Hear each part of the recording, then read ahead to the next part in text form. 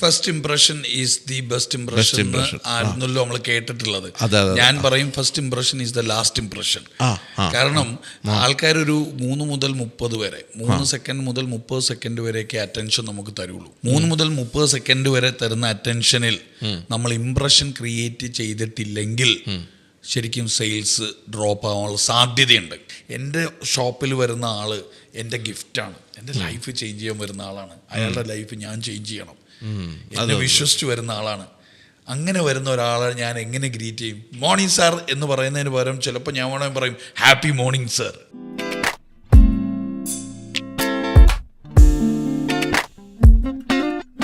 മറ്റൊരു പോഡ്കാസ്റ്റിംഗ് എപ്പിസോഡിലേക്ക് നമ്മുടെ എല്ലാ സുഹൃത്തുക്കൾക്കും സ്വാഗതം. റിയാസ് ബായുമായിട്ടുള്ള മറ്റൊരു സീസണിൻ്റെ എപ്പിസോഡുകളാണ് നമ്മൾ കണ്ടുകൊണ്ടിരിക്കുന്നത്. പ്ലേലിസ്റ്റ് ഉണ്ട്. റിയാസ് ബായിനെ കോൺടാക്ട് ചെയ്യണമെങ്കിൽ ഒബിയസ്ലി ഡിസ്ക്രിപ്ഷൻ ബോക്സിൽ അദ്ദേഹത്തിൻ്റെ ഡീറ്റെയിൽസ് കൊടുക്കുന്നു. അദ്ദേഹത്തിനെ കോൺടാക്ട് ചെയ്ത് ട്രെയിനിങ് ഒക്കെ സംഘടിപ്പിക്കാം.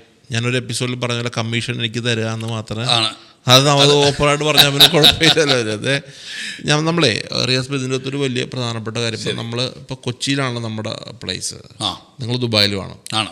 അപ്പോൾ പല പല ഷോറൂമുകളിലേക്കോ അല്ലെങ്കിൽ ഏതെങ്കിലും ഒരു ഷോപ്സിലേക്കോ കയറി ചെല്ലുമ്പോൾ അവിടുത്തെ സെയിൽസ് പേഴ്സൺസ് നമ്മളെ ഗ്രീറ്റിങ്സ് നമ്മളെ വെൽക്കം ചെയ്യും.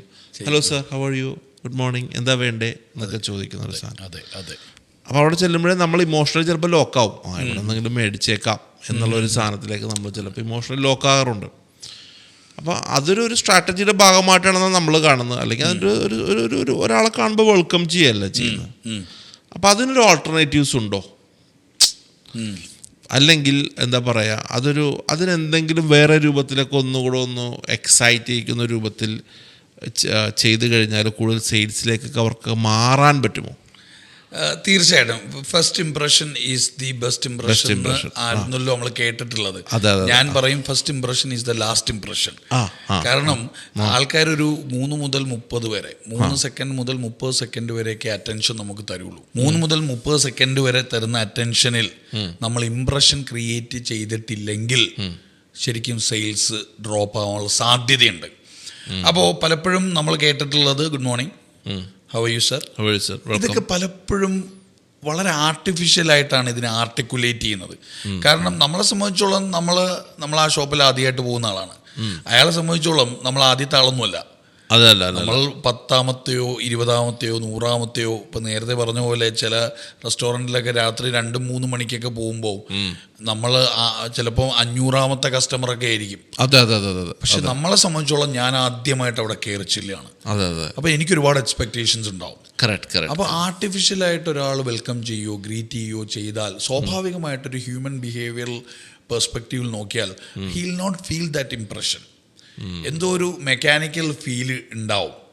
അപ്പം ബേസിക്കലി എന്താ ചെയ്യേണ്ടതെന്ന് ചോദിച്ചു കഴിഞ്ഞാൽ, ഒന്ന് നമ്മുടെ ഇൻറ്റൻഷൻ എക്സ്പ്രസ് ചെയ്യാൻ സാധിക്കുന്ന രീതിയിൽ നമ്മളുടെ ഫീലിങ്സിനെ നമ്മൾ മാനേജ് ചെയ്യണം. ഫോർ എക്സാമ്പിൾ, ഞാൻ ഇതിനൊരു കഥയായിട്ട് കണക്ട് ചെയ്തിട്ട് ഇതിലേക്ക് വരാം കേട്ടോ. നമ്മൾ സ്കൂളിൽ പഠിക്കുന്ന സമയത്തെ, സ്കൂളിൽ പോകുന്ന സമയത്ത് പലപ്പോഴും അനുഭവിച്ചിട്ടുള്ള ഒരു എക്സ്പീരിയൻസ് ഞാൻ പറയുന്നത്, ടിഫിൻ എടുക്കാൻ മറന്നു അല്ലേ? ടിഫിൻ എടുക്കാൻ മറന്നു പോകുമ്പോൾ, ഞാനൊക്കെ ബുക്ക് എടുക്കാൻ മറന്നാലും ടിഫിൻ എടുക്കാൻ മറക്കാറില്ലായിരുന്നു. ഞാൻ മറക്കുമായിരുന്നു കേട്ടോ, ടിഫിൻ എടുക്കാനൊക്കെ മറക്കുമായിരുന്നു. അപ്പോൾ നമ്മൾ ടിഫിൻ എടുക്കാൻ മറന്നുപോയാൽ സ്വാഭാവികമായിട്ട് ഒരു 10 മണിയാകുമ്പോൾ ഉമ്മ അല്ലെങ്കിൽ അമ്മ അടുക്കളയിൽ കയറി വരുമ്പോൾ ടിഫിനോടിരിക്കും, പടച്ചവനെ ദൈവമേ എന്ത് കഴിക്കുമോ, എന്ത് കഴിക്കും, വൈകുന്നേരം വരെ വിശന്നിരിക്കണം, എങ്ങനെ എൻ്റെ മോൻ കഴിക്കും, കൂട്ടുകാരൻ മേടിച്ചടിക്കുന്നുണ്ടോ, അവൻ നല്ല തട്ട് കിട്ടുന്നുണ്ടാവും. പക്ഷെ ഈ അമ്മ പ്രയാസപ്പെടില്ലേ? പ്രയാസപ്പെടും. വൈകുന്നേരം ഉറപ്പായിട്ട് കരയൂട്ടോ, പ്രയാസപ്പെടും. അവരുടെ ഇൻറ്റൻഷൻ എന്താ? എൻ്റെ മോൻ ആഹാരം കഴിക്കാതെ പോയി, അവൻ ഇന്ന് ആഹാരം കഴിക്കില്ല. ആ അമ്മ അന്ന് ഉച്ചയ്ക്ക് കഴിച്ചിട്ടും ഉണ്ടാവില്ലേ? പക്ഷെ റിയാലിറ്റി മോൻ അവിടെ സെലിബ്രേറ്റ് ചെയ്യും, അടിച്ചു പൊളിക്കുണ്ടാവും.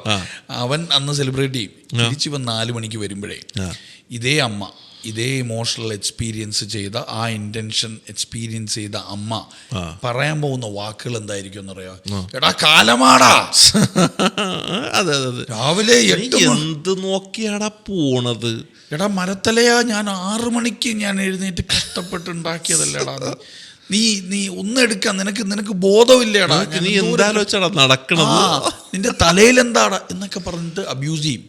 അപ്പൊ അവൻ തിരിച്ചെന്ത് പറയും, ഓ പിന്നെ എന്തോന്ന് ഇത്ര പണി അമ്മയ്ക്ക് ഇവിടെ ഇരിക്കുന്നത്, 2 ദോശ അല്ലേ എന്നുള്ള ദോശ തന്നെയല്ലോ, അതെ അതെ, വേറെ പുതിയതൊന്നും അല്ലല്ലോ, ദോശയല്ലേ.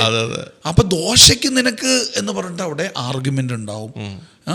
അവിടെ ഉണ്ടാവുന്ന ഒരു എൻവയോൺമെന്റ് വളരെ നെഗറ്റീവായിട്ടുള്ളൊരു സിറ്റുവേഷൻ അവിടെ ക്രിയേറ്റ് ചെയ്യപ്പെടും. ഈ മകന് കിട്ടാൻ പോകുന്ന ഇംപ്രഷൻ ഫ്രം അമ്മ ഈസ് വെരി നെഗറ്റീവ്. കാര്യം അമ്മ എക്സ്പ്രസ് ചെയ്തത് പ്രൈമറി ഫീലിംഗ് അല്ല. പ്രൈമറി ഫീലിംഗ് എന്തായിരുന്നു? ലവ് ആയിരുന്നു. എന്താണ് കമ്പാഷൻ. നീ എന്ത് കഴിച്ചാടാ, അവൻ കഴിച്ചില്ലെങ്കിൽ എൻ്റെ കരളിന്റെ കഷ്ണാണ് അവൻ, അവൻ കഴിച്ചില്ലെങ്കിൽ ഞാൻ ഉരുകാണ്. അതായിരുന്നു എൻ്റെ പ്രൈമറി ഫീലിംഗ്. പക്ഷെ അമ്മ എക്സ്പ്രസ് ചെയ്തത് പ്രൈമറി ഫീലിംഗ് അല്ല, സെക്കൻഡറി ഫീലിംഗ്, ആങ്കർ ആണ് എക്സ്പ്രസ് ചെയ്തത്. പലപ്പോഴും കസ്റ്റമർ സർവീസിലും സെയിൽസിലും ഒക്കെ നമ്മൾ നമ്മുടെ ഇൻറ്റൻഷൻ എക്സ്പ്രസ് ചെയ്യാത്തത് കൊണ്ട് തന്നെ പ്രൈമറി ഫീലിംഗ് ആയിരിക്കില്ല നമ്മൾ ഷെയർ ചെയ്യുന്നത്.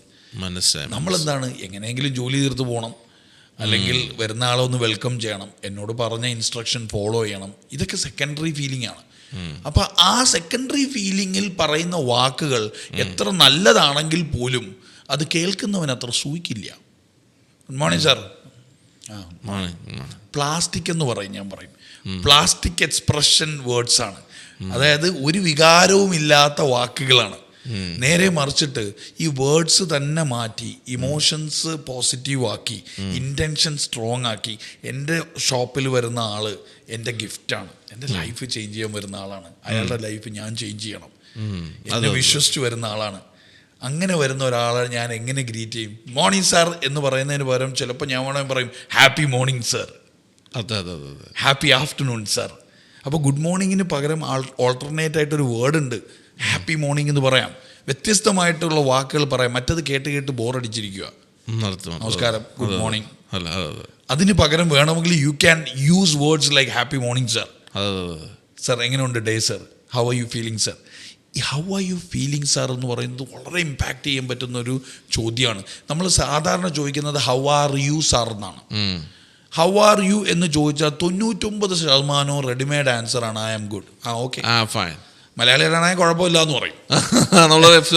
അതെ അതെ. പക്ഷെ 99% ആൻസർ റെഡിമെയ്ഡ് ആയിരിക്കും.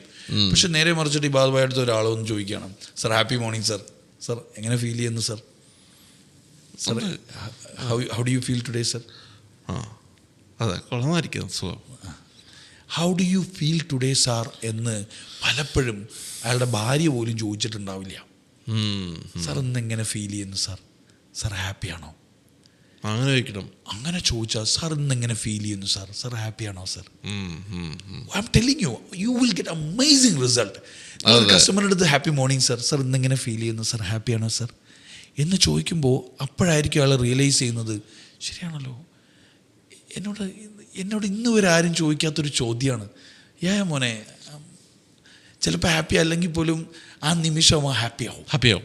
ഈ പേഴ്സണലൈസ്ഡ് അറ്റൻഷൻ കിട്ടുന്നത് മനുഷ്യനെ സംബന്ധിച്ചോളം ഭയങ്കര ഇമ്പാക്റ്റ് ആണ്. അപ്പം ഞാനേ ഇതിൻ്റെ കൂടൊപ്പം തന്നെ നമ്മളുടെ പലരും യൂസ് ചെയ്യുന്ന മറ്റൊരു ഗ്രീറ്റിംഗ് ആണ് അസ്സലാമു അലൈക്കും. അസ്സലാമു അലൈക്കും ഒക്കെ വളരെ പ്ലാസ്റ്റിക്കായി ഇപ്പോൾ പലപ്പോഴും. അസ്സലാമു അലൈക്കും എന്ന് പറയുന്ന വാക്കിൻ്റെ അർത്ഥം അറിയാതാണ് പലരും ഈ ഗ്രീറ്റിംഗ്സ് ഷെയർ ചെയ്യുന്നത്. നിങ്ങളുടെ ജീവിതത്തിൽ ദൈവത്തിൻ്റെ സമാധാനം ഉണ്ടാകട്ടെ, അനുഗ്രഹങ്ങൾ ഉണ്ടാകട്ടെ എന്ന് ഞാൻ പറയുമ്പോൾ കടിച്ചു പിടിച്ച്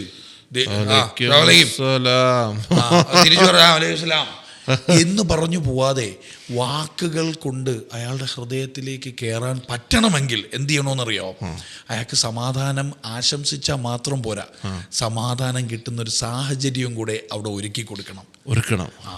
അതായത് സലാം പറയുമ്പോൾ വാക്കുകൊണ്ട് അയാൾക്ക് സമാധാനം കൊടുക്കുന്നതിലുപരി അയാൾക്ക് സലാമിൻ്റെ ഒരു സിറ്റുവേഷൻ, അതായത് സമാധാനത്തിൻ്റെ ഒരു അന്തരീക്ഷവും കൂടെ ഒരുക്കി കൊടുക്കണം. അങ്ങനെ ഒരു മാനസികാവസ്ഥ എനിക്കുണ്ടെങ്കിൽ മാത്രമേ ആ അന്തരീക്ഷം എനിക്ക് ഒരുക്കാൻ പറ്റുള്ളൂ. അതെ, പെർഫെക്റ്റ്. അതല്ലാതെ വെറുതെ ഒരു ഫീൽ ചെയ്യാതെ പറയരുത്. ഇന്റൻഷൻ യൂസ് ചെയ്താൽ ഫീലിങ്സ് വരും, ഇന്റൻഷൻ മാസ്ക് ചെയ്താൽ ഫീലിങ്സ് പോകും. അപ്പോൾ നമ്മൾ എപ്പോഴും ഇന്റൻഷൻഫുൾ കമ്മ്യൂണിക്കേഷൻ ആയിരിക്കണം ചെയ്യേണ്ടത്. നിങ്ങളുടെ ഇന്റൻഷൻ വേണം കമ്മ്യൂണിക്കേഷനിലൂടെ എക്സ്പ്രസ് ചെയ്യാൻ. അപ്പോൾ അടുത്ത എപ്പിസോഡ് വീണ്ടും കാണാം. Thank you so much. Thank you.